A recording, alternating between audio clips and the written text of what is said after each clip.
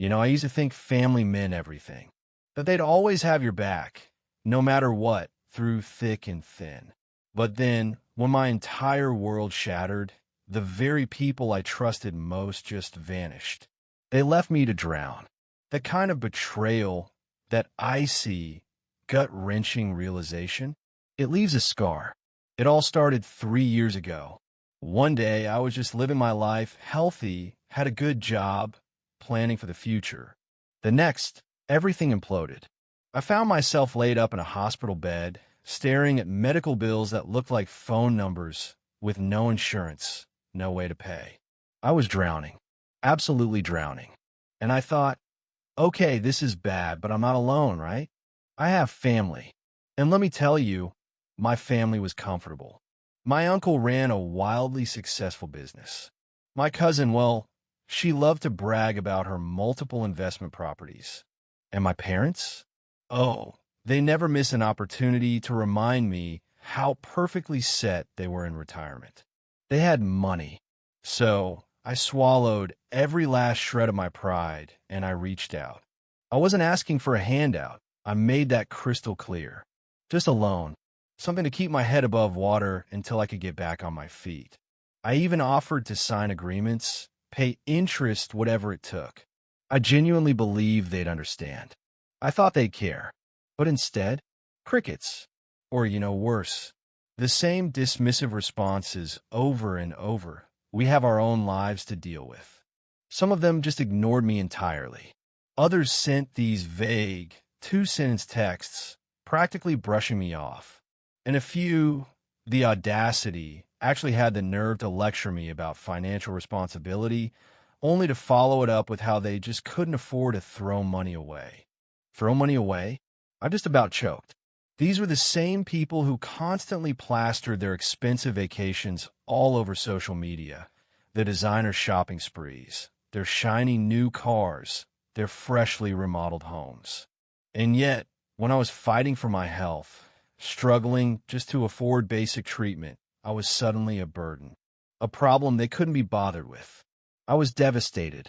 But even more than that, a deep, seething anger began to boil inside me. Still, somehow I managed. I did what I had to do. I picked up every extra shift I could, even when my body screamed in protest.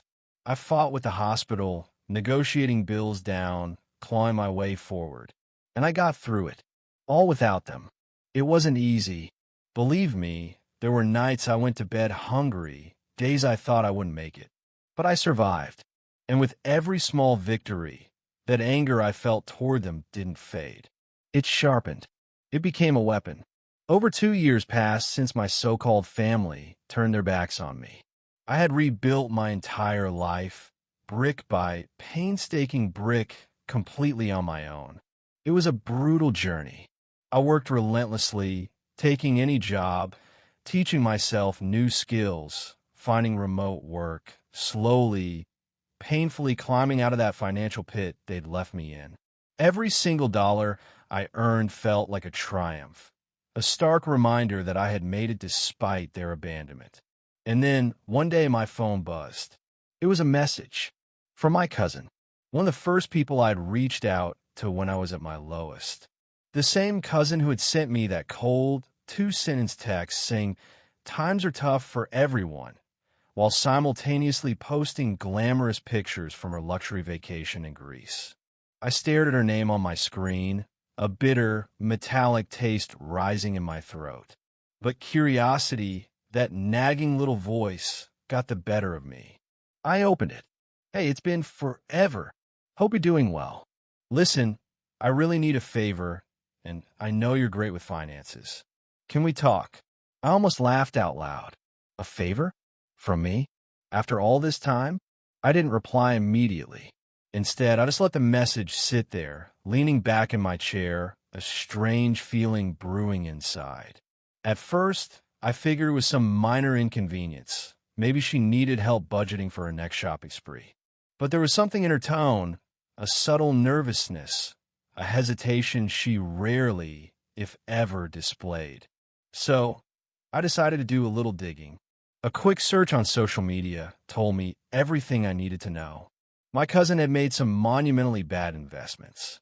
She'd stretched herself thin, buying properties she absolutely couldn't afford. And now that the market had taken a downturn, she was bleeding money. That, I have to admit, was satisfying enough on its own. But then I saw something else.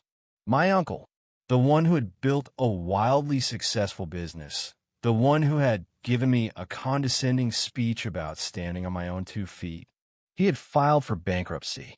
I sat there, just staring at the screen, a cold, creeping sense of amusement settling over me. It was all falling apart for them.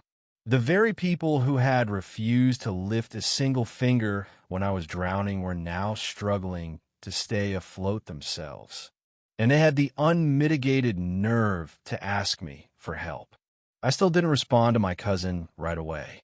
I waited. I wanted to see just how desperate they were willing to get. 2 days later, my phone rang. It was my uncle. The man who had ignored every single one of my calls when I was begging for help was now calling me. I let it ring for a while, a slow smile spreading across my face, before finally answering, keeping my voice utterly neutral. "Hey, Uncle, it's been a while." There was a long, uncomfortable pause on the other end, like he was fumbling for the right words. Finally, he cleared his throat. "Yeah, it has. Listen, I won't waste your time. We're in a bit of a tough spot right now, and I was wondering if you'd be willing to help out." The same we, that had left me to suffer alone. I leaned back in my chair, feeling something cold and sharp settle deep in my chest. This was it. This was the moment I had dreamed about for years, and I wasn't about to waste it. "Help out how?" I asked, keeping my tone light, almost dismissive. He hesitated, clearly thrown off by my composure. "Well, you've always been smart with money, and I know you've been doing well for yourself. We just need a little support to get back on our feet." "Oh, I'd love to help," I said, letting just a hint of amusement, barely perceptible, creep into my voice. "But I have my own life to deal with." Silence. Pure, beautiful, gut-punching silence. I could almost hear him processing my words, almost feel the exact moment he realized I was throwing his own excuse right back in his face. But I wasn't done yet. Besides, I continued, my voice now laced with a subtle venom. I wouldn't want to throw money away. I heard his breath hitch. That was it. That was exactly what he had told me years ago, when I was desperate. He stammered for a moment, trying to recover. "Look, I know things were rough before, but this is different. We're family." "Oh, now we're family?" I interrupted, my voice turning cold, sharp as a razor. Funny, I don't remember feeling like part of family when I was in the hospital, wondering how I was going to survive. Another pause. Then, finally defeated, he muttered, "I see how it is." I smiled to myself. "Yeah, I guess you do." And with that, I hung up. But this wasn't over. Not by a long shot. Because the begging? That was only just beginning. Hanging up that call felt like winning a battle I had been fighting for years. It was deeply, immensely satisfying. But I knew it wasn't the end. No, this was just the prologue. Because when people like my family fall, they don't go down quietly. They scramble. They claw. They beg. But only when they realize they have absolutely no other options left. And suddenly, impossibly, I was their only option. See, what my uncle said was true. I was doing well for myself. Better than well, actually. I had spent the last 2 years grinding, working harder than I ever had in my life. After clawing my way out of medical debt and the abyss of despair, I made a solemn promise to myself. I would never be that vulnerable again. Never. I became obsessed with learning everything I could about money, investments, passive income, building a business. I threw myself into it like my life depended on it. And in a very real way, it did. It wasn't easy. I sacrificed sleep, relationships, any semblance of social life. While my so-called family was still flaunting their lavish lifestyles on social media, I was studying late into the night, working every side hustle I could find. And then one day it all paid off. I cracked the code. I started a business, one that took off faster than I could have ever imagined. The same skills I had once implicitly begged my family to teach me, I taught myself, and the money started coming in. Slowly at first, a trickle, but then it snowballed. Soon, I wasn't just financially stable. I was wealthy. And my family? They noticed. Oh, I definitely noticed. They noticed when I stopped struggling, when I started traveling, when I moved into a nicer place, upgraded my car.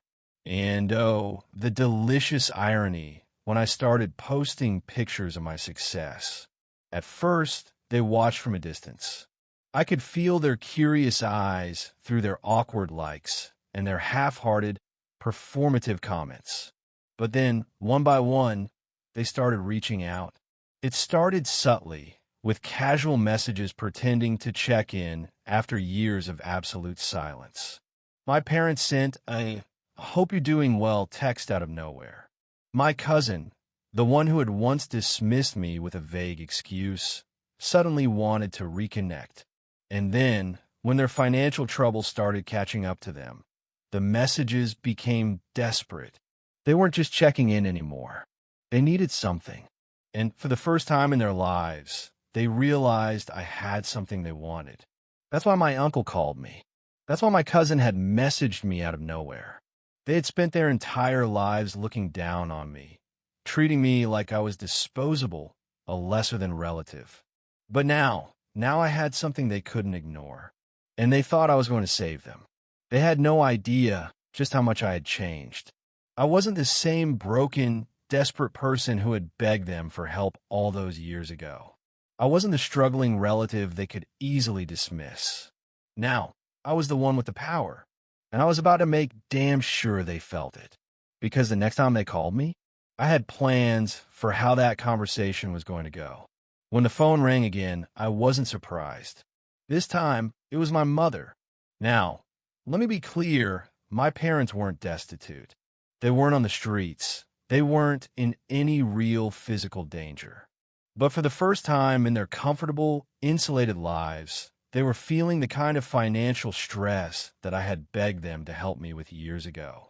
And suddenly, all those times they told me, we have our own lives to deal with, didn't seem to apply anymore. I let the phone ring once, twice, 3 times. Then I picked up. "Hello," I said, my voice calm, controlled. There was a pause, a slight intake of breath. Then my mother's voice, overly sweet, sickly sweet. "Sweetheart, it's been so long. How are you?" She sounded like a stranger, like a woman who had never once let me struggle alone, even though I knew for a fact that's exactly what she had done. I didn't answer right away. I let the silence stretch just long enough for it to become truly uncomfortable. Then I said, cold and direct, "What do you want?" I could almost hear her falter. That was clearly not the response she had been expecting. "Oh, honey, I just wanted to check in. See how my successful son is doing. I saw your pictures. You look great, really. We're all so proud of you." I almost laughed. Proud? Where was this pride when I was drowning in medical bills? Where was this sudden concern when I needed them the most? But I wasn't about to give them the satisfaction of knowing I cared. "I'm doing well," I said simply. "But you didn't call just to say that. What's going on?"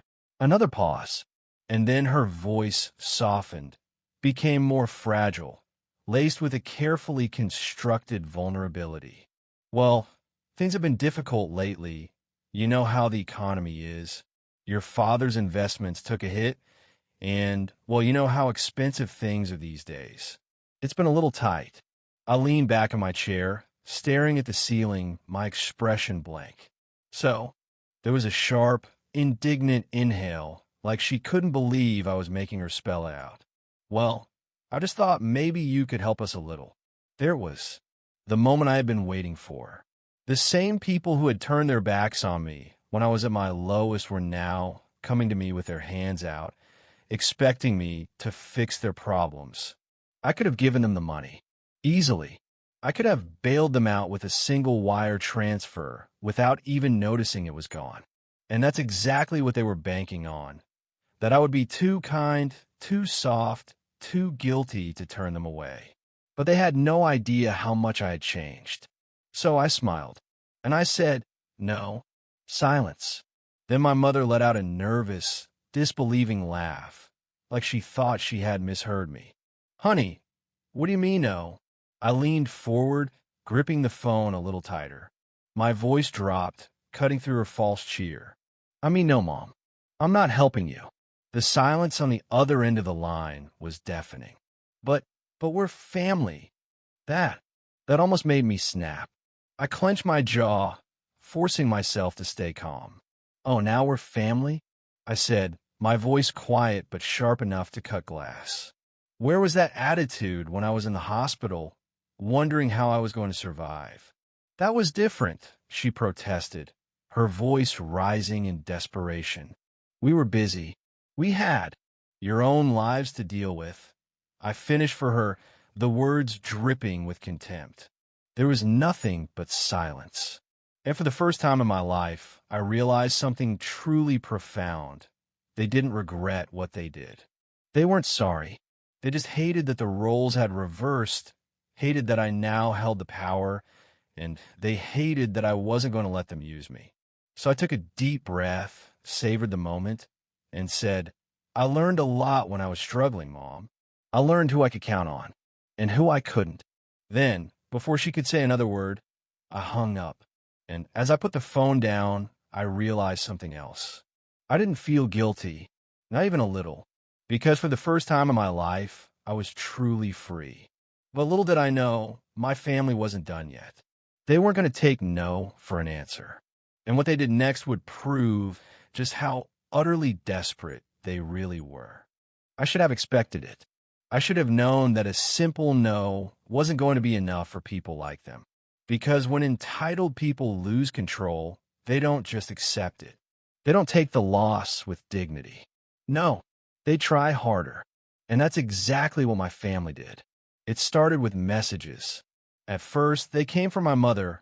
"Mom, I don't understand why you're being like this. We're family. Families support each other." Then, "Mom, this isn't fair. We helped raise you. You wouldn't be where you are without us." And the ultimate guilt trip.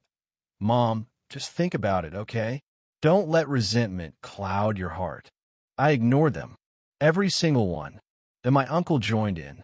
"Heard you're too good for your own family now." Followed by, "Money changes people. Just don't forget where you came from." That one actually made me laugh out loud. Where I came from. The absolute hell I had to go through that they put me through. They had the nerve to act like they had any part in my success when they had left me to rot. I didn't even bother responding. And then the messages changed. They weren't polite anymore. Mom texted, "I can't believe you're this selfish. We're struggling, and you just sit there doing nothing." Then, a few minutes later, another one. "You're rich now, it's just money. You wouldn't even miss it." My cousin chimed in, "Wow, really? After everything? You're disgusting." I could practically feel their anger, their desperation, leaking through the screen. And then came the true guilt trip messages from Mom. "Your father isn't well. The stress is affecting his health. I hope you can live with yourself when something happens to him." That one made me pause. Not because I believed her. No, I knew my father, he was fine. But the fact that she would go that far, to sink to that level of manipulation, it was pathetic. And it told me one crucial thing. They weren't just struggling. They were sinking. But nothing, absolutely nothing prepared me for what came next. Because they stopped with the messages. And they started showing up. It happened on a quiet afternoon. I had just come back from a meeting, feeling good. Business was thriving. I had some major deals in the works, and for the first time in years, I felt completely in control of my life. Then, the doorbell rang. I checked the security camera on my phone, and there they were, my mother, my father, and my uncle, standing right outside my home. They had never been here before. They had never even asked where I lived. But here they were on my doorstep. I let out a slow breath, staring at the screen.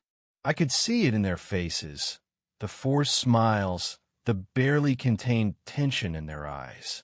They weren't here to talk. They were here to corner me, and I wasn't going to let it happen. So I did what they never expected. I ignored them. I watched as my mother rang the bell again, then pounded on the door, then started calling my name, her voice rising in pitch. I watched as my father crossed his arms, clearly irritated. I watched as my uncle pulled out his phone, probably to call me. Another call I wouldn't answer. And then I simply turned off the camera, and I let them stand there.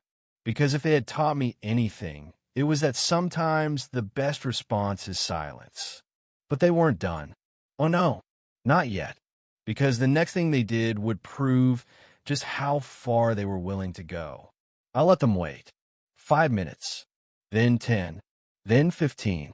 I wondered how long they'd last before they gave up, before they finally realized that the son, the nephew, the relative they had tossed aside like trash wasn't going to roll over just because they finally needed something from him. But they didn't leave. Instead, my mother started pounding on the door harder. "We know you're in there," she shouted, her voice echoing in the quiet neighborhood. "Stop being childish and come talk to your family." I clenched my jaw. Family. That word meant absolutely nothing coming from them. But you know what? Fine. If they wanted to talk so badly, if they wanted their big moment, then I'd give it to them. I took a deep breath, squared my shoulders, and stepped outside. The second I opened the door, my mother's face twisted into a look of exaggerated relief, like she hadn't been just moments away from screaming. "Finally," she huffed, putting her hands on her hips. "Why were you ignoring us?" I folded my arms, meeting her gaze steadily. "Because I don't owe you anything, and I figured if I ignored you long enough, you'd get the message and leave." Her mouth fell open slightly, as if she couldn't believe I was actually saying it. My father scoffed. "What kind of way is that to talk to your parents?" I turned my gaze on him, my eyes hard. "The same way you talked to me when I begged for help, and you said you had your own life to deal with." That shut him up. My uncle stepped in then, clearing his throat, clearly trying to smooth things over. "Look, kid, we know things were rough before, but what's done is done. Right now, we're in a difficult situation and do you think I care?" I cut him off, raising an eyebrow. He blinked at me, caught off guard. "You think you can just show up here?" I continued, my voice calm but sharp. "After turning your backs on me when I was desperate, when I was suffering, and expect me to just open my arms and say, 'Oh, sure, here's all the money you need, no problem'?" My mother pursed her lips. "It's not like that. It's exactly like that." I snapped, the years of anger, the pain, the betrayal, all boiling inside me, rising to the surface like a dam about to break. "Do you have any idea what I went through?" I demanded, my voice rising. "Do you even care?